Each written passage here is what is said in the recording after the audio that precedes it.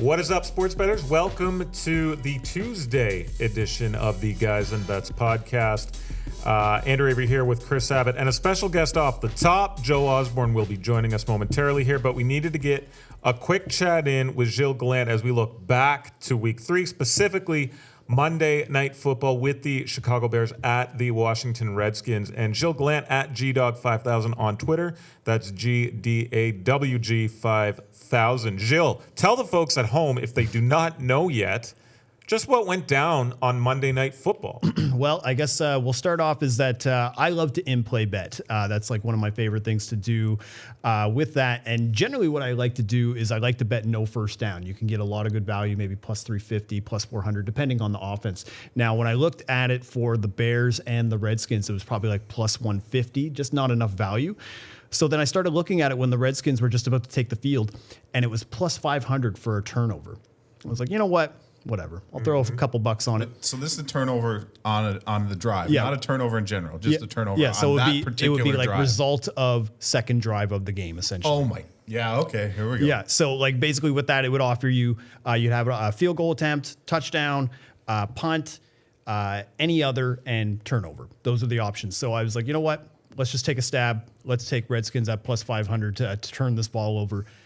And I got a little nervous because we're at 3rd and 9. I think, okay, there's probably just going to be an incompletion. Maybe they'll run it, and then they'll just punt the ball away. And Case throws the ball, and Clinton-Dix intercepts it, takes it back for a pick six. Boom, I cash it. And I just tweeted it out just before I did that saying, I'm taking this. Let's go. And immediately I feel kind of like almost like I'm Nostradamus of betting. Like, you know what I mean? I'm like, Wow. you know, well, and that's just the prelude of how it went. Like, so that's the first bet. And then the next drive, I'm looking at it. I'm like, okay. Right now, every pass that Case Keenum is throwing, like the Bears defenders are like right on the receiver immediately. And the pressure is there, like Khalil Mack and Leonard Floyd and Roquan Smith, they're driving right through the line almost every time. Akeem Hicks was disrupting. I was like, you know what? I'm going to take turnover again at plus 400. Again, strip sack by Khalil Mack. So that's 2 for 2. And I made sure to post that on Twitter just as the Skins were about to go out there for their drive. And then, throughout the game, it was kind of off the board. Then what was funny is that the third Redskins drive, and so Chicago had just scored a touchdown. I decided I'm going to go to the washroom. I come back, the Redskins are already driving. So right now I can't play that prop. And he throws another pick. I know. And I'm like, oh my God, I cannot believe that this just happened. Like I've already went 2 for 2. I'm already feeling myself, really happy with it. And so that was the first half. So I'm feeling good about myself. And then you're up what, 8 units at this point? Pretty much. I was kind of just rolling over money and just kind of putting it towards it because that was at plus 400, the second one, plus 500, the first one. And then so each time that the Redskins were about to take the field, to go to commercial break, I immediately just post on Twitter, turnover for Redskins drive, plus 350. I do it again in the third quarter, bang, again. And it was incredible. Like I just couldn't believe it. 3 for 3 and just predicting it on Twitter. And I was like, okay, they're probably going to take this off the board now because usually or cancel your account or something. Well, or something, or flag it, kind of thing. So then what happens is generally what the books do, or at least the book that I use, they generally take that result of drive prop off the board because it's hard to predict. It's way harder to predict what a team will do just because they're in 4-down territory. They're likely to take some chances. So they probably don't want the liability that comes with that. And somehow at the opening of the fourth quarter, I believe it was 30 to 15. They have result of 17th drive there for the Redskins, but it's plus 300. I'm like, you know what? Why not? Yeah, because I even posted on Twitter. I was like, I feel like every time the Redskins have the ball, they're going to turn it over right now. Yeah. The Bears made me look like a genius, Case Keenum as well. But I bet it again at plus 300. Turnover on downs at the 30-yard line. Turnover on downs. So 4 for 4 on turnover props for the Redskins. Basically calling my shot 4 times in a row. Yeah. I can't say that I would ever be able to replicate that. Now, I will say that I have gone on these streaks before, but usually it's like no first down, and I don't actually post it on Twitter. And I'm just like, oh, okay, no first down. Sitting at home. Yeah, and you're just like, oh, cool, I made an extra little scratch there for my bankroll or whatever. The last time I went on a crazy run like that, we'd have to go back to Super Bowl 50. It was the Carolina Panthers and the Denver Broncos, and I would bet punt every drive. It is right now still the record for all-time Super Bowls, the most punts in a Super Bowl. Man. Yeah, killed it. So my question is this, and I know you just said it's not something that could probably be replicated, but looking ahead to the week 4 board here, I mean, that Monday night, you got the perfect storm of a physical, aggressive defense against a QB and an offense that just doesn't really offer a whole lot. Like Washington's running game never got going this season at all, and Keenum's turnover prone. And they're missing their starting left tackle for the entire season because Trent Williams is holding out. Right. So you've got a mismatch like that, and yeah, it's a good spot to in-game those kind of things. Is there anything on the week 4 board that you think might be a game where you're going to sit there, watch it, and in-game as you go? I look at the board right here now. You've got the Pats at the Bills, maybe, a very physical defense in New England against Josh Allen, who, he's 3-0, but is he doing anything to warrant hype? So for me, I think the biggest piece of advice I would give to anybody who's doing this in-game strategy is to not do it during the peak times on Sundays. You want to do it specifically for the primetime games. There's just too much data, too much like if you're watching Red Zone, there is no way that you can predict the flow of a game and see the play-by-play breakdown of kind of what's happening in front of you. It's a good point. So, but Thursday, for example, Packers and Eagles. Eagles, yeah. Eagles are a little banged up on the front. Packers defense has been pretty good. Most turnovers in the league. Yeah, can you bet drop past? Well, what you can bet, and what I'll end up doing is not necessarily turnover, but I probably will be going back to the no first down and the punt routine because right now I think the Packers are in the bottom 5 in first downs in the league after 3 weeks, and the Eagles are also in the bottom range as well, probably in the bottom 10. I'd have to go double check the numbers again, but so no first down because these offenses are much more prominent than, say, the Redskins, and we've seen enough of Mitch Trubisky after the first 2 weeks that books were putting it down to about plus 150, maybe plus 160, depending on it for a no first down. This time, now with Carson Wentz, and then, of course, Aaron Rodgers, those are probably going to be closer to like plus 250, plus 300 for no first down. Now, does it mean that I'm going to be able to hit this streak again and that I'll be posting it regularly like that? Probably not. Yeah. And I think it was, again, lightning in a bottle. But that being said, that's what I would say to bettors is that try to make it just as that it's the one individual game you're watching the whole flow of it, you're watching the way that the pocket is collapsing, you're watching the way that the run game is going nowhere, you're watching that the receivers can't get separation from the corners. So then you'll be able to identify and pick your spots. The other thing that I would say is be prepared to lose. Yeah. Because it is not an exact science.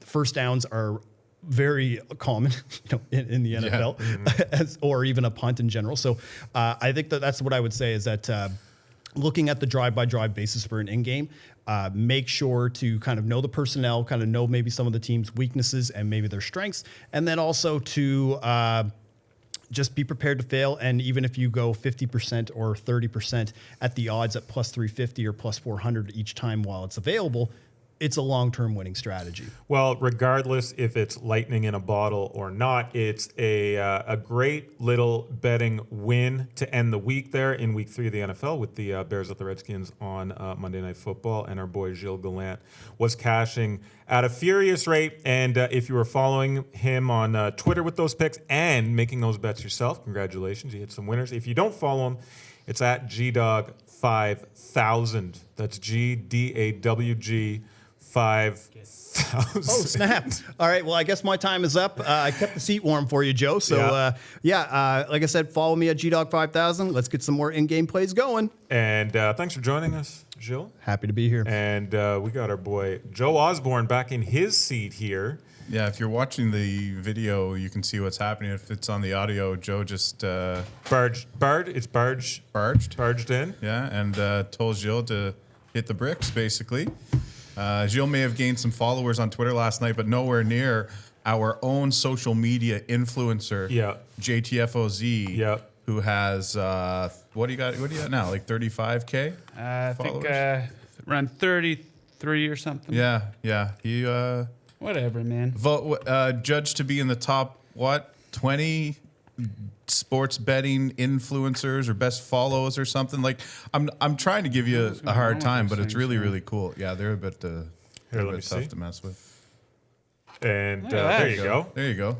And he can put together headphones. So yeah, a great story there with Gilles on Monday night on Absolute Fire. But like you said, sort of tough to replicate, but sort of the perfect storm there with those two teams going at it. And yeah, I am here as always with Kris Abbott and of course Joe Osborne at JTFOZ on Twitter. And we're going to break down. Let's get into it. 15 games in week 4. We've got the Niners and the New York Football Jets on bye weeks this week. Through the undefeated San Francisco 49ers. That's the right. first place San Francisco 49ers. We're looking good. Witherspoon is out, though. That's going to hurt. That's going to sting a little bit in the secondary, but we don't need to worry about that today. Through 3 weeks, the Chiefs, Cowboys, Packers, and Rams 3-0 against the spread. The Dolphins and Eagles 0-3 against the spread. The Redskins, your best over bet, 3-0 over-under. And Really? the Buffalo Bills, the best under bet, Really? 0-3 over-under. Huh. So let's get into the games here, folks, and let's start in order here. Thursday nighter pits the Philadelphia Eagles at the Green Bay Packers. It's -4.5 or -5, depending on your shop. The total's 45.5. I just mentioned it there, but Packers number 1 in forcing turnovers. They forced 6 so far this season through 3 weeks, and a pretty good matchup there. If you're new to the podcast, I tee these up, and Joe has some interesting little betting nuggets and stats for you to consider before you make your bets there. So, Joe, Thursday nighter, Philly at Green Bay. What do you got? Yes, we're starting to build up a little bit of data 3 weeks into the season now, and I love these first half spots. Really good one for the Thursday nighters. So the Packers have a first half point differential of plus 7.33. That's one of the best in the league. Yeah. The Eagles, very, very slow starts, guys. They're at -9 for a first half point differential. The first half spread for this game has the Packers at -3. I kind of like that spot. And also, they've been awesome. I think we discussed this last week. They've been an awesome bet early in the season at home. They are 9-2 ATS in their last 11 September home games. Yeah, for me in this game, I like the Packers here. 4.5 or 5. That's not bad at all. Philadelphia, a lot of injuries, a lot of issues catching the ball. I did a radio spot in Philadelphia yesterday, and those people are not happy with their receiving core, and fair enough. Alshon Jeffrey expected to play in this game. Okay. So I'm also not afraid of an over 45 here. I think that's in play. However, last night was the first primetime game that actually went over, and it needed a lot of help to go over. It was only by a couple of points. So I think I would lean over on the total in this game, however, and I would lean to Green Bay covering the spread here. Yeah, this is one of those ones where everything kind of looks like Packers. You know, it's not an ideal turnaround for Philadelphia with these injuries. It looks like Deshaun Jackson's going to be out. Yeah.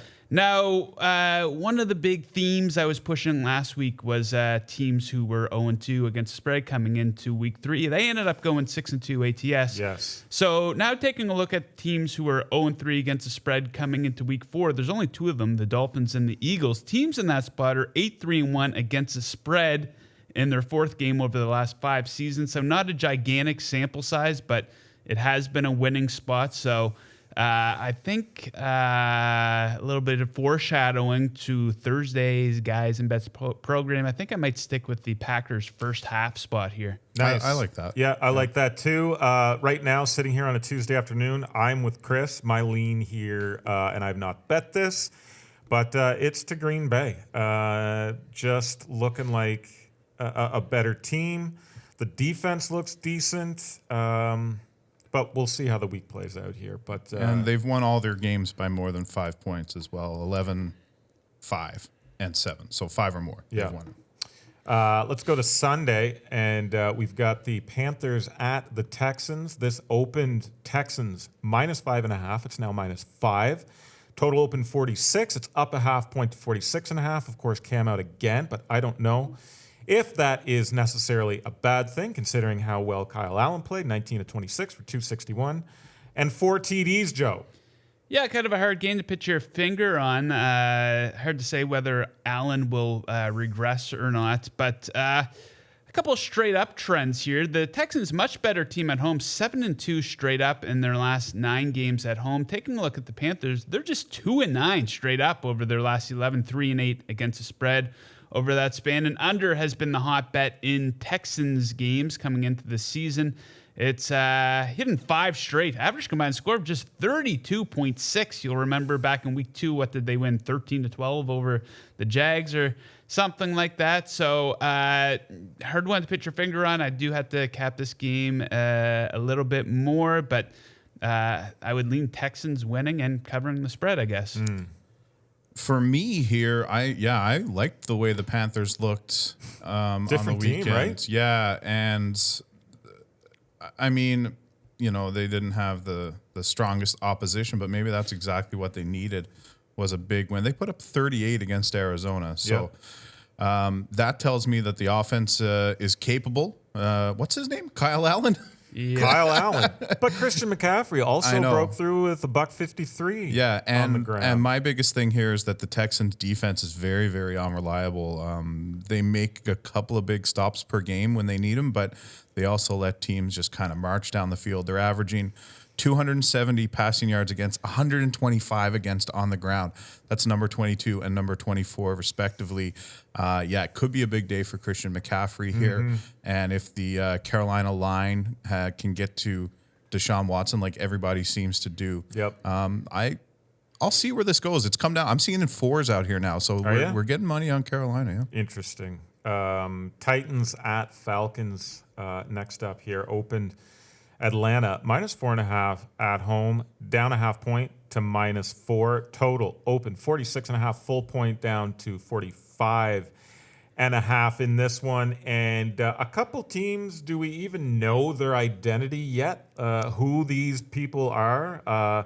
Matty Ice throwing bad interceptions in spots, and the Titans just downhill rapidly after the Week 1 win against the Browns, Joe. Yeah, I think the Titans might be bad. They got a pretty good defense. We'll give them that. But taking a look at the Falcons, they play so much better at home, especially early in the season. They're on a stretch right now that's seen them go 15-5 against the spread in their last 20 games at home in September. Now, taking a look at the Titans, man, do they ever play down to their competition in road games? 5-17 against the spread in their last 22 games on the road versus teams with losing records. Total, you think high-scoring games, right, with the Falcons, especially at home on the turf. The total's actually gone under in 4 of their last 5 home games. Average combined score just 44.8. You combine that with the Titans, average combined score just 39.6 in their games so far this season. Could be a low-scoring game. Yeah, I think I'm kind of with you on the low scoring. Like, Marcus Mariota's no good. Oh, he stinks. He's Ryan not. Tannehill is going to be in here pretty soon. I thought Tannehill was going to get some snaps last week. So, they were that bad. Like they were saying last night on the commentary 1,000 times, we want to make the quarterback beat us. They wanted to make Trubisky beat them, which I don't know that he did, frankly. Yeah, it was his best game by far this season. Couple nice throws. Couple nice throws. Yeah, he never throws the ball down the field. But the defense is going to do that. So I would be of the same mind. Like, make Marcus Mariota and that receiving core beat me. Bottle up Derrick Henry. But I don't really trust Atlanta either. Like, I don't think I'd bet this game with your money. Yeah, I mean, at this point, stay away game as I look at the numbers right here, right now. But, we'll see come Sunday morning where this moves. But, I mean, you could bet the under on this game and it could be a shootout. It could be. Right? Yeah. You get the Week 1 Titans against the Falcons that we know. Who knows, man? These two teams are weird. That's why I don't like it when they play each other, for sure. AFC North battle with the Browns at the Ravens. It's at Ravens -7, and the total opened 46.5, and it's down a half point to 46. Baltimore Ravens, number 1 in YPG at 511.7 per game, and I believe the number 1 rushing team in the NFL as well. We do not like what we've necessarily seen from Baker Mayfield and the Cleveland Browns thus far, but an interesting game here to see, sort of where these two teams stand as the seasons go on, Joe. Yeah, we're starting to see the Browns maybe get undervalued a little bit. Of course, they were overvalued big time coming into the season. I think the spread in this one might be a point and a half too high, maybe. So these teams, they split their 2 games last season, 2 very close games. Baltimore won 26-24 at home, and Cleveland won 12-9 in Cleveland. Taking a look at the Ravens, very high scoring game so far this season. They have a league high 56.67 average combined score in their games. I like the Ravens on a teaser, a 6-point teaser in this one, guys. Okay. Reason why, take a look at some of these records. Ravens 21-2 straight up in their last 23 home games in September. Here's a big one. The Browns are 1-26 in their last 27 games as a road underdog. That's straight up, not against the spread, but not a really good spot for them. But I think the spread might be a little bit too generous towards Baltimore. So I do like Baltimore on a teaser. That's what I'm saying. Well, I've done a little bit different. I've got a 3-team. I mean, it's like a teaser because of the spreads, but I've already put together a 3-team money line parlay: Ravens, Chiefs, and Colts. It pays about plus 133. So I'm going to put a multi-unit bet on that 3-team money line parlay. It's not greasy, Joe. It's within.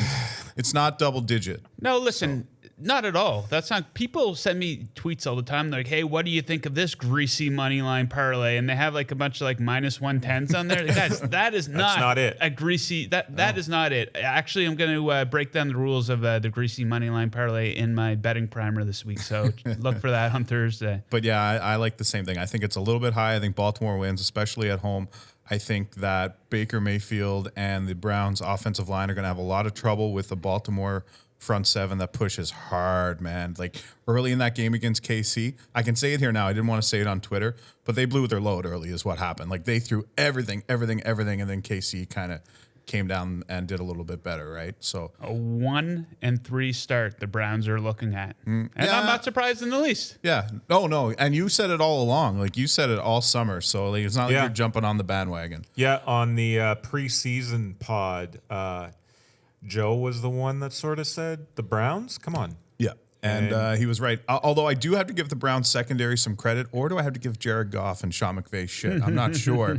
But the fact that the Rams didn't score more points on Sunday night, not only did it cost me money, I'm just really, really surprised. They had no secondary starters playing. I'm going to go on a little bit of an aside here. Is Jared Goff for real? He's for real at throwing picks on the road. That's what we know. Yeah, he does pretty well at home. Yeah, he's so much better at home. But I don't know why they gave him that extension at this point. Would anyone be surprised if he has a couple more bad games on the road? And our boy, Mr.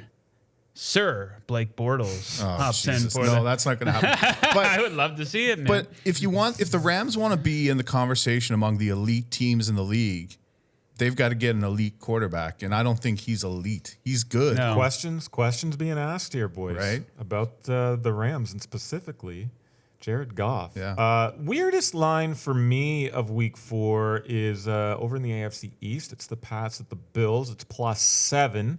Total open 44. It's down 1.5 to 42.5. Edelman, rib injury, expected to play. And Pats number 1 defensively in yards per game, just holding opponents to 199. Now they played some crap, but you got to play who's across the field. It's not their fault. It's not their fault, and they're just getting the job done. But should this be double digits? I already, if you guys watch Tuesday's Guys and Bet Show, I already picked the Patriots at -7. I like that quite a bit. I also love them on a 6-point teaser, but a lot of good nuggets for you guys on this one. So divisional matchup, the Patriots swept it last season, winning 24-12 at home and 25-6 in Buffalo.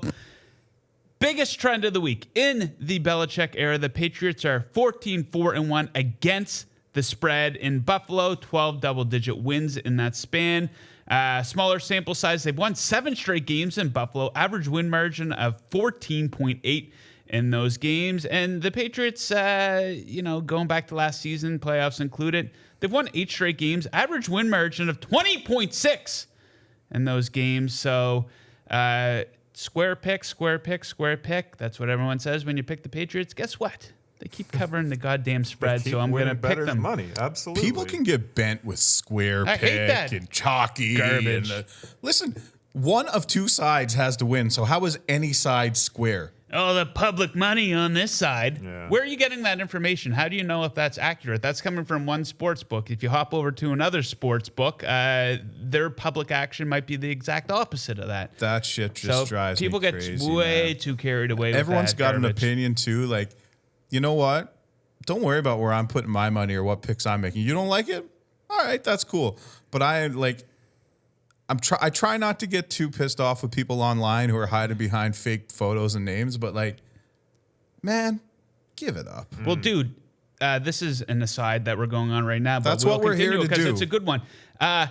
Patriots, best against the spread bet in the NFL over the last 5 seasons. Alabama Crimson Tide, one of the best against the spread bets in college football the past couple seasons. New York Yankees, the #1 run line bet in baseball this season. All big-time public teams, and they're paying out. Yeah. Square pick, if you're paying out, I'm going to take it. Yeah, like people are like, bet underdogs. You get paid. Yeah, you do get a better win on that particular game when it hits.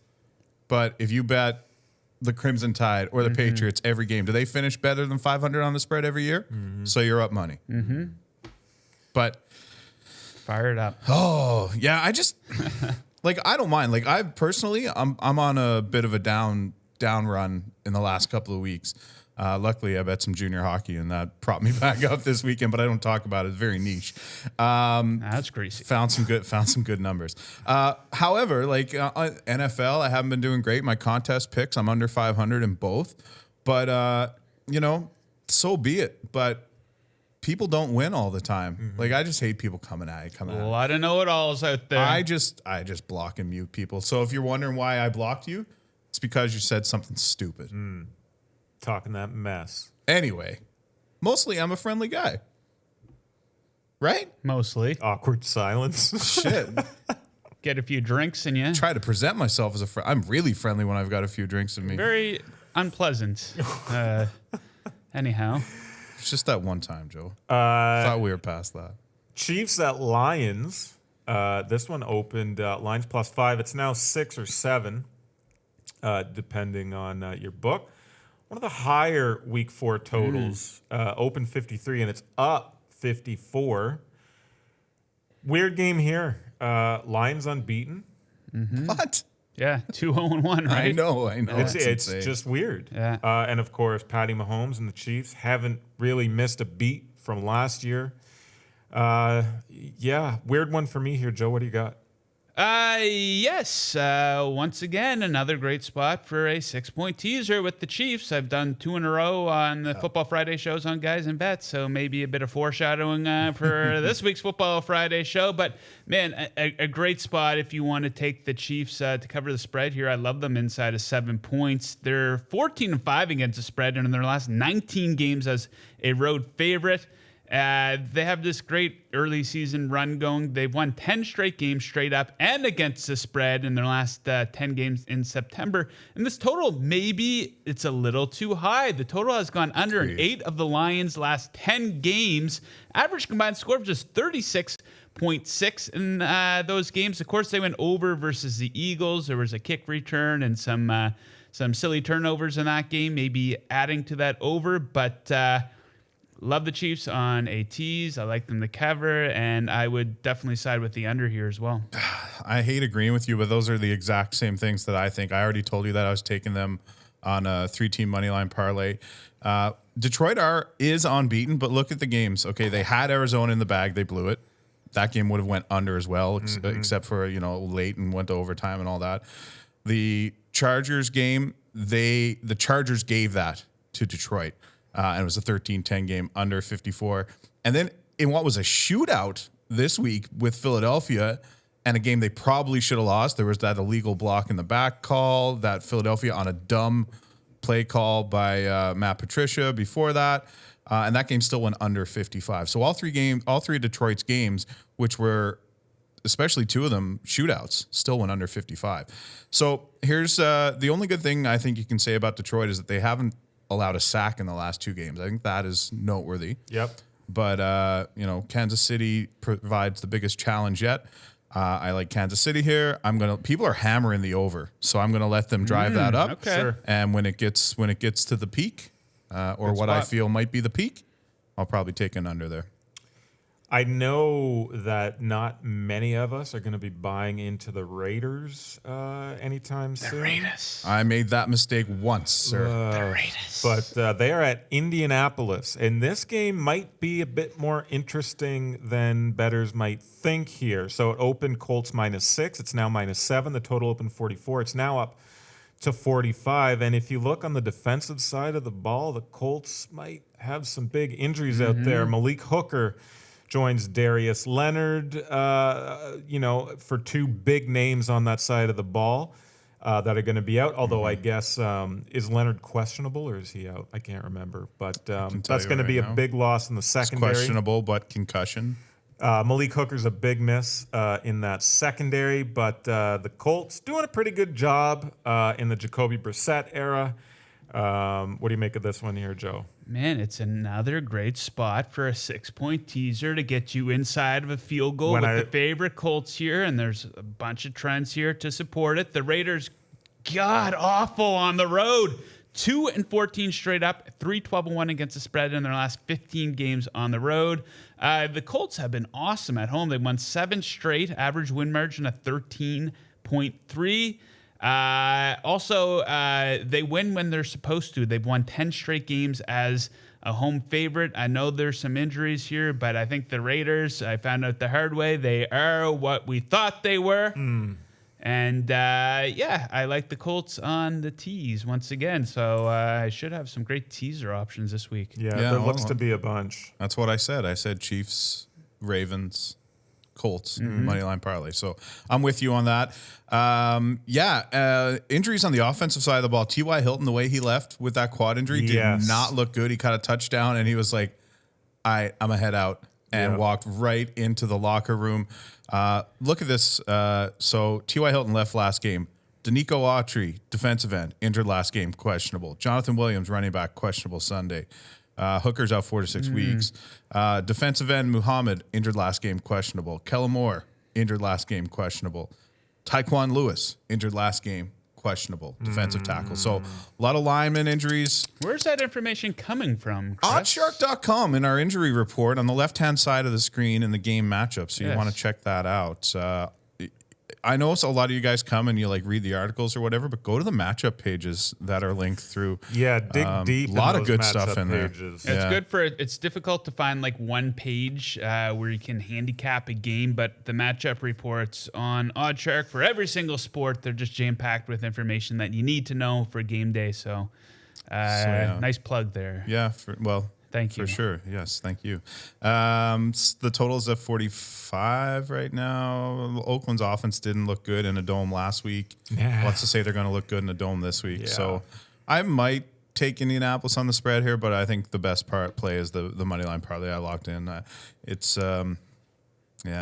can't bet on Oakland here, but it's hard to take Indianapolis with all the injuries too. So what do you do? Colts teaser. Colts money line exactly. play. It seems to be the best play, right? That's it. I mean, it moved to 7. That's a lot of names you rattled off on that Indy team that are going to be missed. So, a bit of a weird one there on the spread. But Chargers at Dolphins. Oh, yes. Opened plus 15.5. It's now plus 16 or plus 16.5. Total open 46, down 1.5 to 44.5, Joe. I wish I could come on here and make some sort of a case for the Dolphins, but you got nothing really to support them, whether it be the eye test for what we've seen or the trends and stats coming into the game. We have another awesome spot for a first half bet.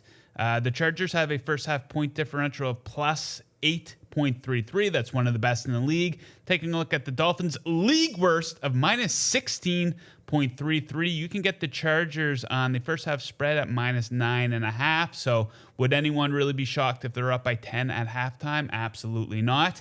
Chargers, much better on the road, 7-2 straight up ATS in their last 9. Also, pretty good bet after not covering the spread. They're 10-2-1 against the spread in their last 13 after an ATS loss. So, pretty good bounce back team right there. And I'm a Dolphins fan, guys, and I carry a lot of shame with that. But it looks like a good spot to bet the Chargers, of course, on the first half. I think that will be my bet. Yeah, I mean, full game. I don't hate the Dolphins at this number. They were kind of hanging around last week into Showed the a bit of second pride. quarter. It's a huge number. Now you got the Bolts traveling across the country. That whole thing is there. And listen, the Chargers haven't been very good. No, they haven't. 0-2-1, I believe, against the spread. And they do have a push there. Their last 2 games, they did not look good at all. Yeah. If not for Keenan Allen making some spectacular catches, they're not even in that game against Houston. They lose to Detroit. They're still without kicker Michael Badgley. I don't know, man. Like, I probably won't bet it. But Joe just gave a great number for teams that are 0-4 against the spread. There's, the whole going to play in Miami thing. The Chargers haven't won against the spread in their last 7 in September, and Anthony Lynn doesn't appear to be a great football coach. So that's a lot of points for that. Weird trend for this one, guys. The Dolphins are 12-1 straight up in their last 13 games when hosting a West Coast team. I don't know if that means anything. I don't know if that's some type of weird home field advantage that Miami has. It's hard to think of any advantage that they might have besides the advantage of getting the number 1 overall draft pick in the 2020 draft. Maybe they might mess that up too. But yeah, man, it's the Chargers are one of these teams. They always come out a little slow, it seems, each season. Then they kind of put their foot on the gas and they make that push for the playoffs. Phillip Rivers every season, I think. For whatever it's worth, the Chargers have never been more than a 2-touchdown favorite on the road. They were a 2-touchdown favorite 4 times at home since 2008, lost against the spread in all of those games. And they just haven't, in the last couple of years, I went back and looked, they don't beat teams by 3 or more scores very often. So, I mean, if this game were to get up to 17 and a half, I'd be happy with that. NFC East matchup pits the Washington Redskins at the New York Football Giants. It is G-Men -3. The total open 46. It's up 3 points to 49. Of course, Saquon Barkley to miss 4 to 8 weeks here. But Daniel Jones has now taken over the helm for this Giants team, and 23 of 36, 336 yards, 2 TDs, no picks. And, of course, a 32-31 Giants win at the Tampa Bay Buccaneers last week, Joe. Yeah, these teams split the season series in 2018. Giants won 40-16 at home in December, while the Skins won 20-13 at home in October. Looks like a good spot for the over, guys. The over has now gone over in all of the Redskins games this season. Average combined score of 52.3 points. The total has gone over in 10 of the Redskins' last 13 divisional games. The total has gone over in 4 of the Giants' last 5 games. Average combined score of 56.6. We know Danny Dimes can sling it. We know both teams' defense absolutely sucks. Might be a good spot for the over. Yeah, and if I had to lean to a side, I think I like the Giants here. Obviously, the loss of Saquon Barkley is immeasurable. They're already kind of weak on the receiving core, but there's an excitement and an optimism around Daniel Jones and this team now. And I got to think the Redskins are going to be feeling like trash when they get there on a short week, on the road. Is Haskins going to be starting? He should be. Well, that's the thing. I think he will be. That could be an X factor why you might want to hold off on making a bet here. Yeah. But I mean, I don't want to take the Giants at any more than a field goal either, and we're seeing 2/3 of the action on them at -3, so it might go up. Probably eventually end up being a stay away, but if I had to choose right now, like if they were playing this game today, I would take the Giants for sure. Head out west to the Seattle Seahawks at the Arizona Cardinals. Shithawks, more like it. This is a game I wouldn't bet with any of your money. Well, the spread opened at Arizona +3.5, and it's now +5. Total open 46, and it's now 47.5 or 48. Yeah, man, everyone and their mother on the Seahawks last week, maybe. Disgrace. And it was disgraceful. I couldn't... My mom was on the underdog. I mean, you know, they sort of don't come out of the gate hot against the Bengals in week 1, and then they lay this egg in week 3 against Teddy Bridgewater. Pittsburgh either. Man, oh man, Joe, what kind of nuggets do you have for this one? Yeah, Jekyll and Hyde team, aren't they, guys? So they swept the Cardinals last season, but they only won each game by 3 points. So they didn't exactly beat the shit out of them by any means. But they're one of these teams, that Jekyll and Hyde team, man. You think they're down, then they come out swinging the next week. They're 6-0 against spread in their last 6 games after an ATS loss. That defense that we were accustomed to during the Legion of Boom days is long gone. The total's gone over in 6 of their last 7 games. Average combined score 52.86. We know the pace that the Cardinals plays at. So this might be a good spot for an over, I think. In this situation, the Cardinals defense, obviously nothing to write home about with Allen going off on them there at home. So I think I would side with an over, and I do think that the Seahawks will bounce back. They throw people off the scent, and then they come out and have a good game. So I think, man, they got to snap out of it. That was a disgraceful game that they should have won. Yep. And those are my leans for this game. Yeah, maybe even tease the total down on this one, and I don't know, the Baltimore game, or tease it up on the KC game, and find a under there and an over on this. Yeah. We talked about Jared Goff earlier, and his Rams host the Tampa Bay Buccaneers. And mercifully, Goff is at home, so maybe we see a improved version of him. The spread opened at -9. It's now -10. The total opened at 50, and you can find it at that number or up a half point to 50.5, Joe. Yeah, I think the total might be a bit too high in this one. Under's been a hot bet for the Bucs going back to last season. It's hit in 7 of their last 9. Average combined score of just 45.4. And, you know, you take a look at the Rams, and everyone remembers going back to last season, the year before that, bringing the fastest show on turf, but on grass, back to life. Average combined score in their 3 games this season, just 42. So I would lean under, and man, the Buccaneers, we're here taking a dump on the Rams for a game that they won and covered the spread, and the Bucs, that was embarrassing, man. That game that they lost, awful coaching by Bruce Arians on with that field goal fiasco. That was garbage, man. And the Rams, they're a hot bet, 7-1 against the spread in their last 8. They've also been great as a big favorite, 6-1 in their last 7 as a double digit. So, yeah, I might get on the Rams. Like we said, Goff plays so much better at home. So, yeah, the Bucs, what an embarrassment. Mm-hmm. Yeah, this is the first real road trip for the Bucs, too. They played twice at home and then just up the road a little bit in North Carolina. I mean, a quick trip. You're not going to walk it or anything. But they're coming all the way across the country to play the Rams. I don't like 10 points here. It could be a tease situation. The Rams been better at home. I just don't know what to think about, the Rams defensively right now. They're okay. They're pretty good. Aaron Donald's awesome. Is he going to disrupt Jameis Winston? So it could be an easy cover. I don't know. I've got to look at this game a little bit more. But, yeah, you're right. The Buccaneers, they played a sloppy game with San Francisco. They beat Carolina, who was playing with a quarterback with no mobility, and then lost to the Giants. Yeah. So Not a great start. One thing that really sticks out for me with the Rams is Todd Gurley. It's like the NFL's version of load management, it seems. Yeah. You know, they gave him that big contract. Obviously, his fantasy stock dropped considerably coming into this season, but I think that contract's one that they're going to regret. Yeah, and he, even when he's out there, he's not super dynamic. Not cutting as fast. No, not at all. So that's interesting. The thing is, can Goff just air it out, make some deep passes to that unbelievable receiver group that he has, and they get a bunch of points? Maybe. I just looked. I couldn't find a team total for the Rams. Maybe that's an option too.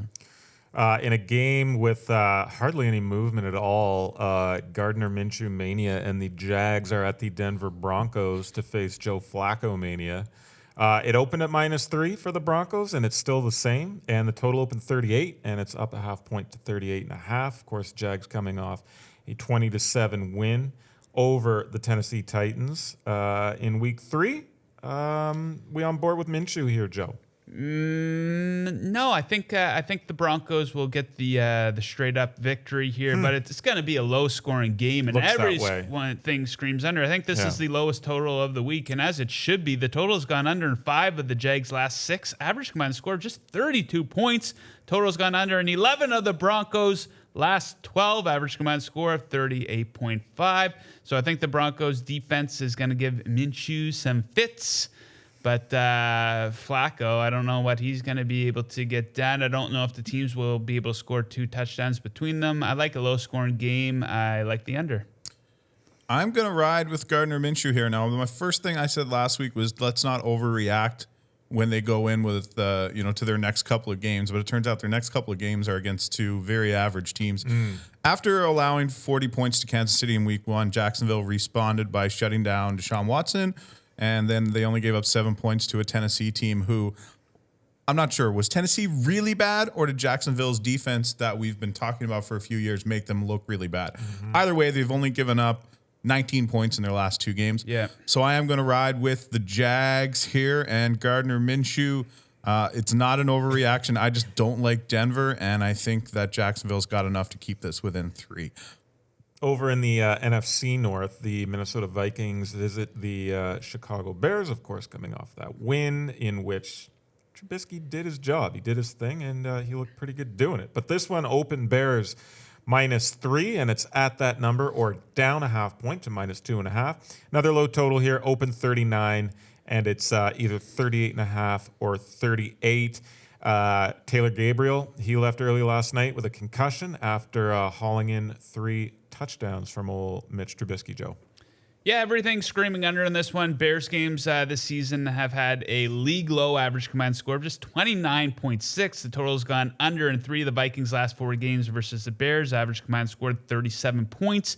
Total has gone under in the Vikings' last 4 road games. Average combined score 33.75. And Kirk Cousins does not play good against good teams. I think the Bears might be good, man. Maybe just some rust to start the season.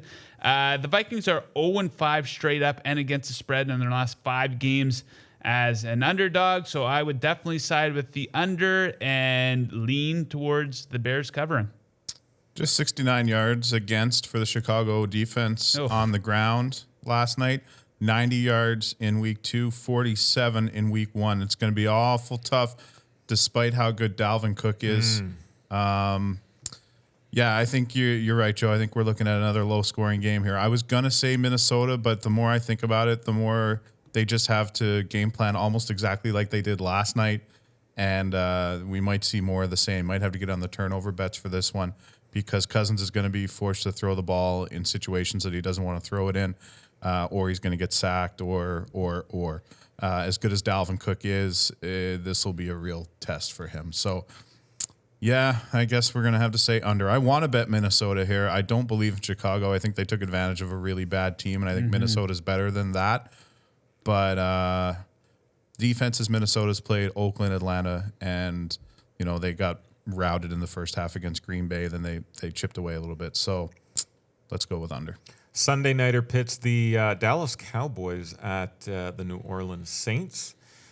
This one is either +3.5 or +3, depending on your book. Total open 45, and it's now 47. Cowboys look good. Insanely good O-line. Dak Prescott is slinging it. I think he's only been sacked twice. Yeah, I don't believe in the Saints, even though, they scored a nice little win there with old Teddy Bridgewater, who, I do like, but I don't think he's going to win. Scored a win over a team we just shit all over. Yeah. I don't think he's going to repeat that against Big D here, Joe. Yeah, you kind of saw the Cowboys come out against the Dolphins with the training wheels on a little bit, and things got a little bit too close for comfort. Then they put their foot on the gas and ended up covering that monster spread. Looks like we might have another good spot for a first half bet. The Cowboys, one of the best first half point differentials in the league at +8.33. Okay. Saints at -0.33, so you can get the Cowboys inside of a field goal to cover the first half spread. Looking at overall play, kind of taking the randomness out of it. The Saints took advantage of a lot of randomness to beat up on the Seahawks, but Cowboys second overall net yards per play. Saints at 25th overall. And the Saints, they've been overvalued going back to last season. They're just 1-7 against spread in their last 8 games. The Dallas Cowboys have won 8 of their last 10 games, going back to a 13-10 win against New Orleans on November 29th last year. Of those 8 games, they covered the spread in 6 and pushed in another. They were plus 7.5 point dogs against New Orleans last year. Even if Drew Brees is in this game, I'm taking the Cowboys because I've been a believer of this Dallas team since last season. They've only gotten better, and they play in a dome. Yeah, it's loud. The fans in New Orleans will make a difference, but Dak's been in enough situations where he'll be fine. They've got enough veterans around them. I love this bet. I've already made it, and I might make it again. I think he's going to tear up the Saints secondary. I don't know that this one's even close.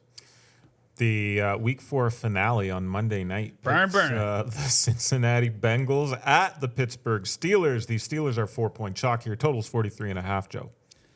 Yeah, Pittsburgh won both matchups versus the Bengals last season. 2 pretty close wins, though, with much different personnel. They won 16-13 at home, and they beat the Bengals in Cincinnati 28-21. Now, the Bengals have been a sneaky road bet. We saw them cover both in Seattle and in Buffalo. They're 6-0 against the spread in their last 6 games on the road. Also 7-2 against the spread in their last 9 games versus divisional opponents. I like the Bengals to cover the spread and maybe even pull off a surprise outright victory. Interesting. I like the under in this game, 43.5. Mason Rudolph. He was all right, but they really had a lot of trouble scoring points against the 49ers, even though they were gifted the ball numerous times. They did gift them the ball, and Rudolph was just okay. He had a couple big strikes there. He had the one play to Juju, and he had a couple passes deep after Witherspoon went out in that game. But beyond that, he wasn't very good, man. The defense, San Fran's defense was clicking. He just couldn't get anything going. 160 passing yards. And how many of those were to Juju on that one play? I think that went for 69. Yeah, I don't know. I don't have that in front of me, but if that's what it was, that's what it was. So I like under here. The Bengals haven't seemed to be able to put much on the board. Both of these teams averaging fewer than 20 points each. When I look at the rankings of their offenses, you've got the number 32 rush for Cincinnati against number 29 rush for Pittsburgh. God. Yeah, so it's it could be ugly. Make sure you continuously live bet this game to make it mildly interesting. The other side of it is they both their defenses have been lit up as well, but could be a function of some of the teams they've played. So, although I do think I'd lean toward Pittsburgh if I had to. Okay. In this game. Gun to your head is the Pittsburgh Steelers for Kris Abbott in this one, and there is your Week 4 capping and a little crib note sheet there for you at home. We thank you as always for listening. Before we sign off here, Chris, anything on the Week 5 college board that bettors should be paying attention to? You know what, Ninja? There's not a lot that's jumped out at me this week. There's a lot of huge spreads for a lot of the top 25 teams.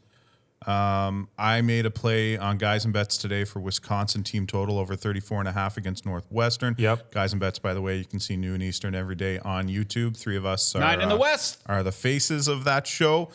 So I did a team total play on Wisconsin. They're a 24-point favorite against Northwestern. I was so happy they beat Michigan last week. Yeah, me too. But, the spreads are insane. Michigan's at 27.5. A&M's at 23.5. What's the game of the week? I don't know if there is one, man. Washington and USC. Yeah. 10-point spread. Very disappointed in Utah last week. UCF coming off their loss to Pitt. UCF, another one. 43-point favorite. Yeah. Ohio State, Nebraska. There's not a lot. I might back Ohio State, but every time I do, they lose. Utah, Washington State, the Pac-12 is trash and pissing me off. So there's not a lot that jumps out at me yet. Harry and I are going to talk more about it tomorrow. Big game might be Penn State and Maryland on Friday night. Yeah, a lot of talk in the Guys and Bets chat today over on YouTube. A lot of people not understanding. What is that? Penn State -7? -6.5. Yeah, Maryland 6.5 now. Maryland's last game. I think they're coming off a bye. I've got to double check. They did not look good in their last game. Yeah. Maryland. A lot of the folks on the Nittany Lions in that one. Both teams coming off a bye. Penn State beat Pitt 17-10. That was a big game a couple of weeks ago. Maryland losing to Temple straight up.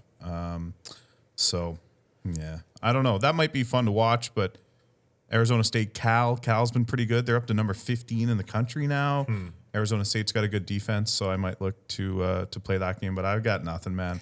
Any MLB notes down the home stretch here, Joe, that bettors should be keen on? Not necessarily, man. It's hard to even follow trends and stuff this time of year because, there's a lot you have to question in terms of motivation. Some guys probably already have their vacations booked. Yeah. We have a lot of guys coming up making their first at-bats and first turns through the rotation, guys from the minor leagues that the teams want to take a look at. I'm just pumped to get to the playoffs here. Yeah, bring it on. And, I discussed, I always discuss it, the Major League Baseball season is way too long, man. And I can tell from the interest that people don't really care too much about September regular season baseball. I put stuff out on Twitter, and the engagement is not there. All summer is just flying off the charts. People don't give a shit. Yeah. It's football season, so baseball, you got to raise the stakes here a little bit. Yeah. And which we're going to do here this time next week. We're going to have a couple wild card games set up. That's right. And I'm pumped for playoff baseball. My favorite thing in sports, maybe not in baseball, is in the playoffs, a big game, 9th inning, tie game or 1-run lead, and the ace comes out of the bullpen. You see Kershaw, Scherzer, one of these guys warming up in the bullpen and see him. Oh man, I love it. It gives me goosebumps. I love it. It's amazing to me how much better playoff baseball and playoff hockey are compared to the regular season. Oh man, like I they love really the first go round up a notch in both of those. To me, there's nothing better as a sports fan than the first round of the NHL playoffs because you got like 4 games a night. Yep. It's great. I mean, it's no NCAA tournament, obviously, but you got 4, and hockey's so intense. Yep. And the hatred, and it's best of 7. And there's always upsets. Yeah. And the first round in MLB, same thing. Like you get these intense. There's nothing more intense than a playoff game in the majors, and you're getting 2 or 3 a day. Yeah. Oh man, that's awesome. Yeah, and it's right around the corner, folks. Thanks so much for listening to the podcast. I am Andrew Avery at Chalk_Ninja. With Joe Osborne I didn't get to do it because Gilles was here to start the pod. at JTFOZ, and Kris Abbott at Chris Oddshark. Yeah, that's me. We are on YouTube Monday through Friday at noon Eastern for Guys and Bets. And obviously, you're listening to this podcast, so you know this drops on Tuesday. But if you don't listen to Chris and Harry's podcast yet, that comes out on Wednesday. So make sure you're listening to both every week to get you ready for the weekend in NFL and college. Thanks for listening. We'll catch you next week.